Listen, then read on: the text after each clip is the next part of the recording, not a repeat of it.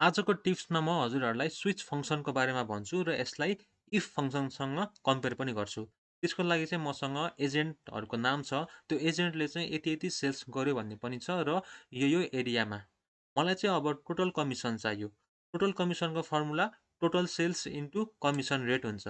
अब ट्विस्ट चाहिँ केमा आयो भन्दाखेरि हरेक एरिया अनुसार चाहिँ फरक कमिसन रेट रहेछ। भनेको एमा 0.05, बीमा 0.02। मसँग अब डेटा पनि कसरी छ त? कहिले ए आउँछ, कहिले बी आउँछ, कहिले जे आउँछ। भनेपछि एउटा फर्मुलाले वर्क गर्दैन। यहाँ चाहिँ डिफ्रेन्ट क्राइटेरियाहरू रहेछ। हो, यस्तो केसमा चाहिँ हामी इफ पनि युज गर्छौँ, स्विच पनि युज गर्छौँ। अब इफ र स्विचमा कुन सजिलो हो, त्यो चाहिँ तपाईँहरू भन्नु है त हामीले यहाँ गरिसकेपछि। अब सुरुमा एउटा कोलममा चाहिँ रेट लेखौँ है त। यसको लागि चाहिँ फर्मुला लाउँछु म, इक्वल्स टु इफ लजिकल टेस्टमा इफ यो भ्यालु इक्वल्स टु ए भयो भने कुन भ्यालु लिने त? 0.05 लिने हो। अब फेरि इफ यो भ्यालु इक्वल्स टु बी भयो भने कुन लिने? 0.02 लिने। सिमिलरली हामी यही काम गर्छौँ है त, रिपिट।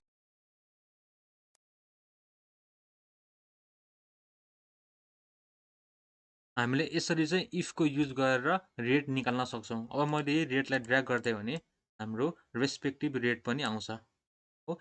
जी छ भने 0.08, जी छ भने 0.08। यो चाहिँ हाम्रो इफ युज गरेर भयो।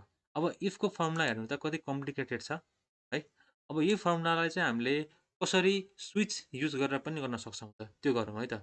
स्विच युज गर्नको लागि के गर्ने त, सुरुमा इक्वल्स टु स्विच टाइप गर्ने र यहाँ एक्सप्रेसन भन्ने छ। एक्सप्रेसनमा चाहिँ हाम्रो क्राइटेरिया चाहिँ के हो त?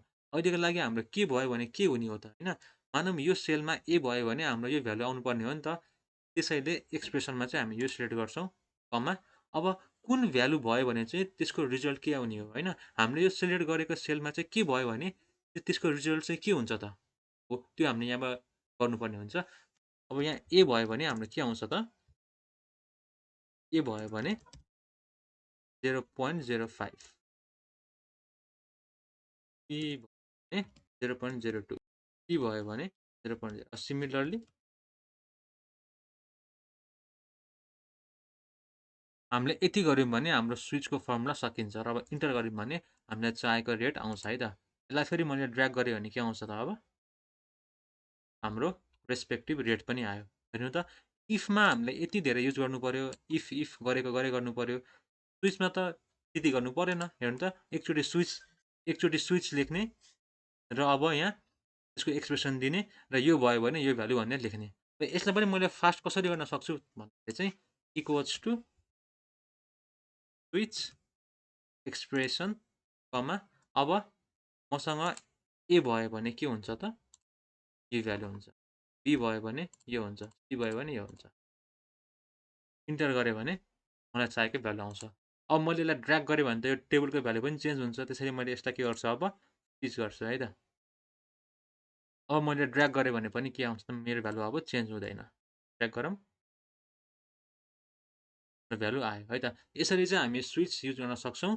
अब नेस्टेड इफको ठाउँमा चाहिँ स्विच एकदम सिम्पल छ, सजिलो पनि छ है त। अब चाहिँ हामी टोटल कमिसन लेखौँ है त। यसको लागि के हो त? Equals to total sales into rate. अब मसँग यस्तो रेट छैन भने हामीले यो स्विचको फर्मुला चाहिँ के गर्न सक्छौँ त? यही टोटल कमिसनमा पनि युज गर्न सक्छौँ। कसरी त? इक्वल्स टु यो इन्टु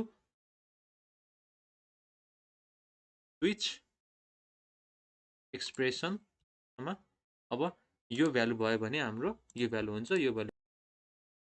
यसरी चाहिँ हामी स्विच र इफ युज गर्न सक्छौँ। अब नेस्टेड इफको युज गर्नुपर्ने ठाउँमा चाहिँ स्विच युज गर्यो भने हामीलाई सजिलो हुने रहेछ है त। Thank you.